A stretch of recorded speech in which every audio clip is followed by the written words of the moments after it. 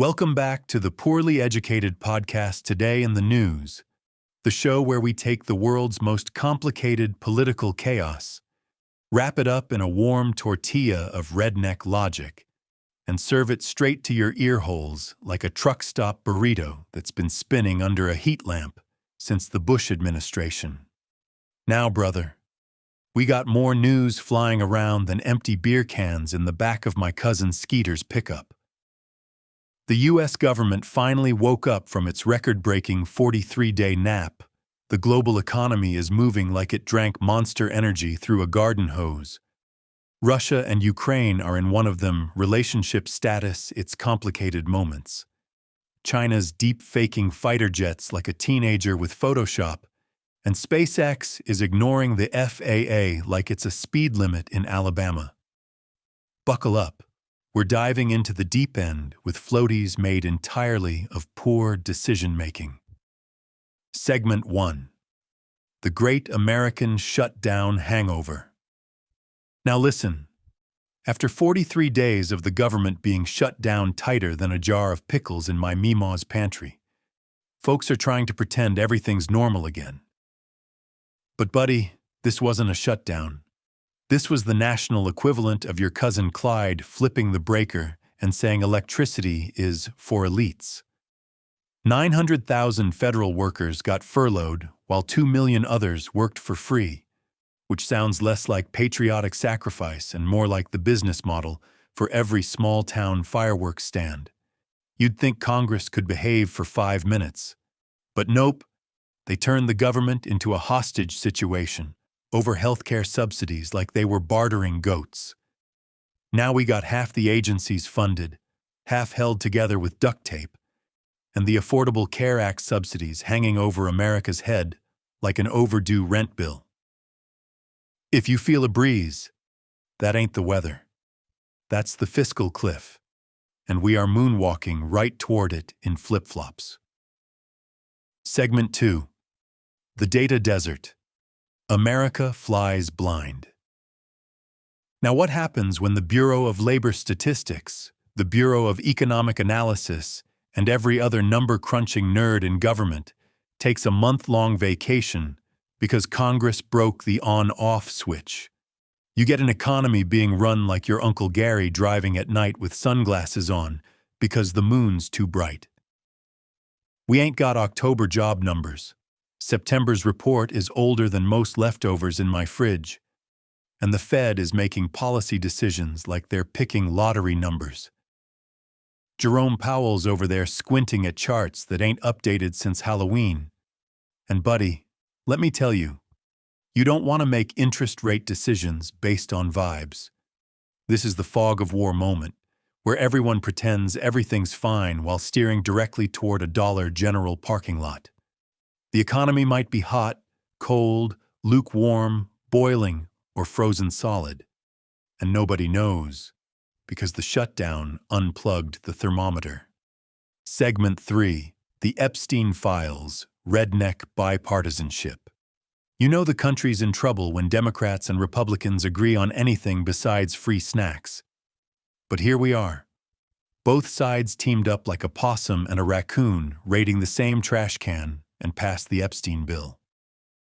This thing forces the government to open up all them sealed Epstein documents, and let me tell you, Washington ain't been this nervous since somebody said the words, "audit the Pentagon." Folks on the left want to expose billionaire creeps. Folks on the right want to prove the deep state is basically a Chuck E. Cheese ball pit filled with lizards wearing human suits. And together they said, let's open Pandora's VIP list. When these files drop, I bet half the political establishment is going to be sweating so hard they could power a slip and slide. This might be the only time you ever see bipartisan unity, and it's fueled entirely by chaos, revenge, and whatever's in those folders that probably smells like aviation fuel and legal liability. Segment 4, Supreme Court Smackdown. Governors, behave yourselves. The Supreme Court finally told governors, hey buddy, Quit sitting on bills like you're a hen trying to hatch a law into a baby chicken.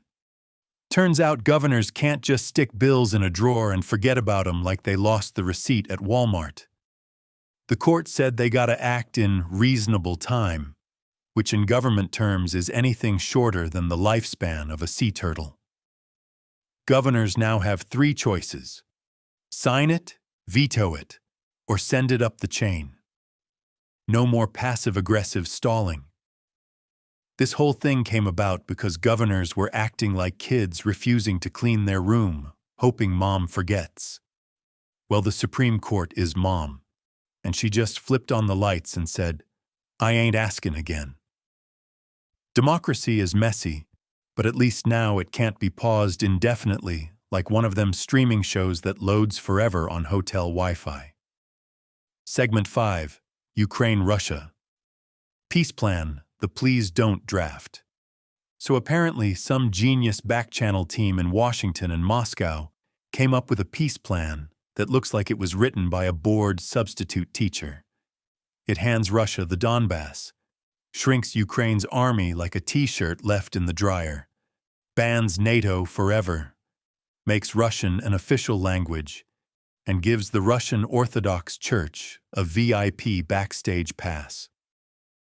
Europe is losing its mind, Ukraine is fuming, and the US is acting like it just discovered coupons in geopolitics. Let me tell you, when a peace plan makes both the French and the Estonians yell at you, you know you messed up. This whole proposal is like telling your neighbor, "Sure, you can take my tools, but also my truck, and while you're at it, here's my garage code." If this is the new approach, then buddy, we better hope the old approach wasn't thrown away with the instruction manual. Segment 6. China versus AI, deepfake fighter jets, and other shenanigans. China apparently decided that Photoshop wasn't enough and started using deepfake AI to fake the destruction of Indian fighter jets just to brag about their own planes. This ain't misinformation. It's misengineering. The US Congress got briefed on it like, yep, China's out here running the world's spiciest TikTok filter. Meanwhile, the US and India are teaming up in tech like two dads building a shed that leans a little, but stands strong. Qualcomm's new AI chip has more India in it than a Bollywood soundtrack. And while all this happens, Taiwan gets a $93 million US arms deal so spicy it made China yell louder than a cat getting bathed. It's a fun time to be alive, assuming you enjoy a future where every war has special effects better than the movies. Segment 7. The economic split personality. AI boom meets Walmart doom. The stock market is partying like Elon Musk discovered a new cryptocurrency called Dogecoin Premium. Nvidia blew earnings out of the water so hard, the Nasdaq shot up like a bottle rocket. But while tech billionaires swim in gold coins like Scrooge McDuck, the old-school economy is getting whooped. Verizon is laying off 13,000 folks.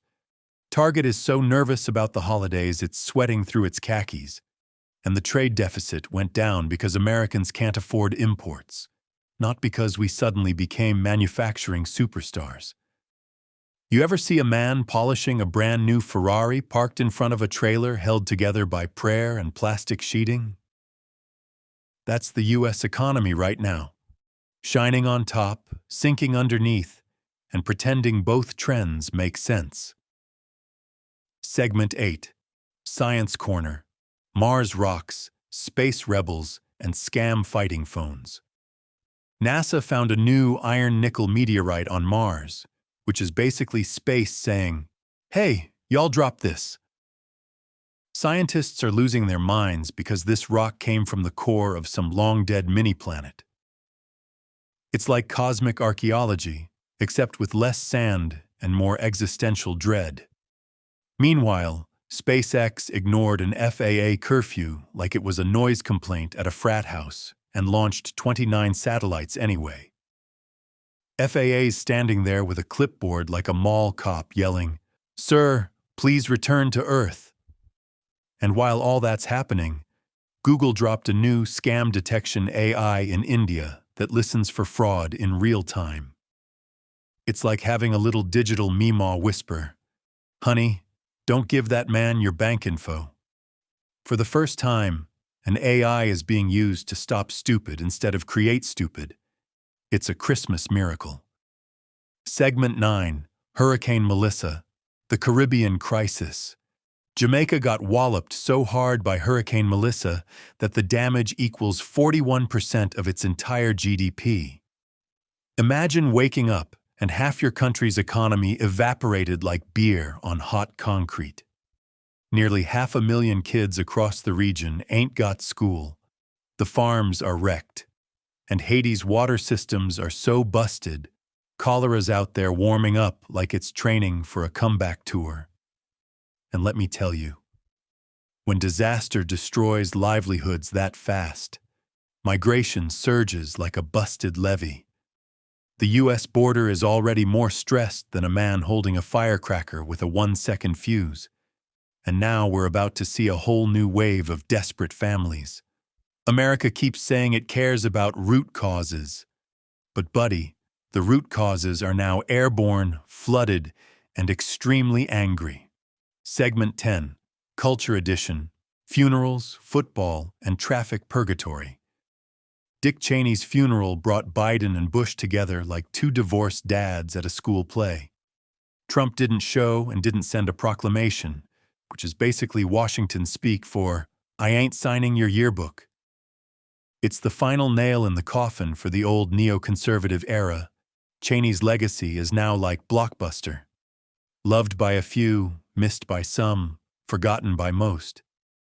Meanwhile, Shadir Sanders is starting for the Cleveland Browns, which means the NFL continues to operate as a reality show with pads. And in New York City, they're declaring gridlock alert days again, because nothing says American progress like traffic so bad, you need a government-issued warning label. New York infrastructure is like my cousin Randy's pontoon boat. Every year it gets patched. Every year it sinks anyway. In conclusion, if today's news taught us anything, it's that America is basically a giant front porch where all the neighbors are yelling at once. We got a government trying to wake up from the shutdown hangover, a Supreme Court trying to babysit governors, foreign policy being written like it's on sale at the bargain bin, China and AI acting like they're auditioning for a sci-fi movie, the economy doing a split like a cheerleader on roller skates, Mars sending us rocks from the universe's yard sale, SpaceX ignoring bedtime, Google fighting scammers, the Caribbean struggling to rebuild, and the U.S. culture wars continuing right on schedule. So stay poorly educated, stay skeptical, stay caffeinated, and remember, any day the government doesn't shut itself down is a good day. We'll catch y'all next time on the Poorly Educated Podcast, Today in the News.